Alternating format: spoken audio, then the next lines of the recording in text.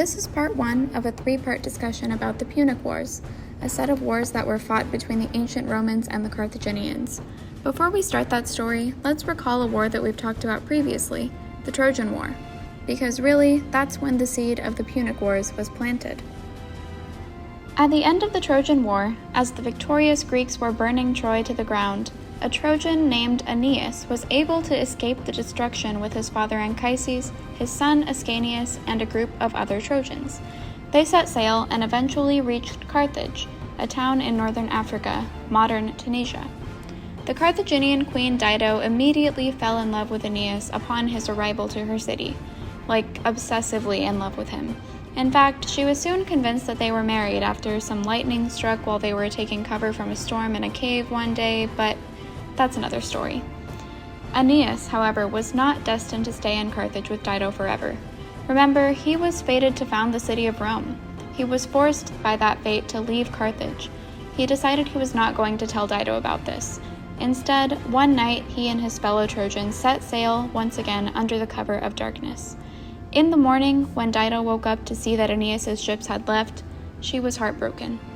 She was in such distress that she committed suicide by throwing herself upon a pyre, but not before placing a curse on Aeneas and his entire ancestral line that they would forever be an enemy of Carthage and would fall to complete destruction, etc. Aeneas' figurative descendants, the Romans, were now tasked with acting upon that inimical relationship. Around the year 265 BCE, the Romans and Carthaginians, centuries-long enemies, found themselves at conflict. At this time, Carthage was an extremely powerful force in the Mediterranean. They had a very strong navy which gave them great access and dominance in trade. Rome, another entity with great power, had expanded through conquest and forceful diplomacy throughout the Italian peninsula. Their military strength was in their army. Sicily, an island nation at the top of the tip of Italy's boot at this time, was independent.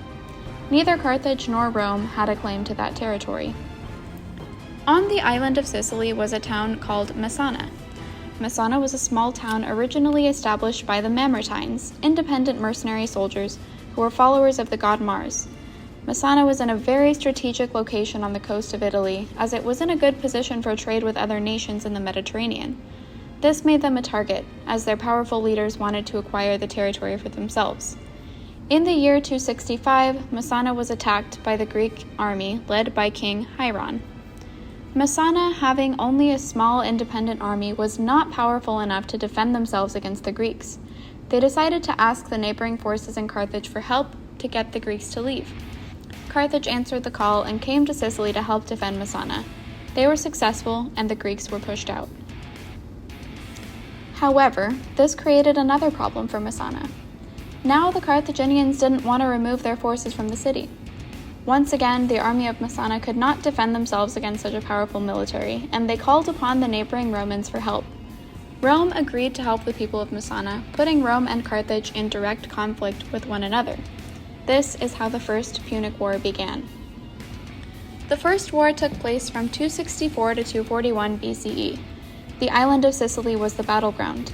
Carthage's strong navy quickly began to overwhelm the Roman forces, who were significantly less skilled at naumachii, sea battles. The Romans realized they needed to develop new naval strategies in order to be successful against the Carthaginians. They built more and stronger ships, they tried to find ways to maximize their strengths, and they tried to equalize the ground they were fighting on with Carthage. So they found a new way to implement their expertise on foot by creating the corvus. The corvus, Latin for raven's beak, was first seen in 260 BCE at the Battle of Mylae.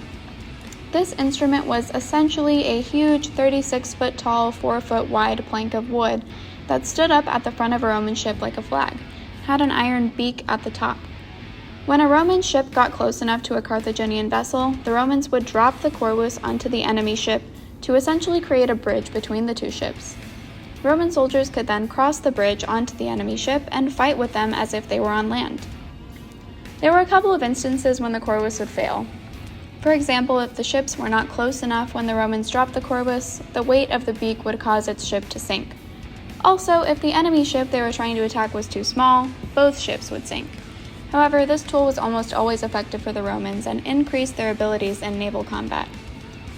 The last battle of the First Punic War was the Battle of Agates Insulae. This took place in the year 241 BCE. The battle was led by the Roman commander Gaius Lutatius Catulus. The Romans were victorious in the battle, and they won the First Punic War against the Carthaginians. The Carthaginians were led by the general Hamilcar Barca. Hamilcar was known for being very aggressive and holding a strong hatred toward Rome, rooted in centuries of ancestral anger thought to be caused by the conflicts between Aeneas and Dido. After the First War, Rome and Carthage came to an agreement. The three terms of this agreement were: 1, that Carthage would have to evacuate Sicily. Carthage had to pay for all of Rome's war expenses as well. This amount was 3,200 talents of gold over the course of 10 years. That's the modern equivalent of around $2 to $3 billion that Carthage was forced to pay to Rome. Rome imposed this upon Carthage because they wanted to ensure that Carthage would suffer financially, not be able to thrive, and not be able to rise back up against the Romans due to a lack of resources.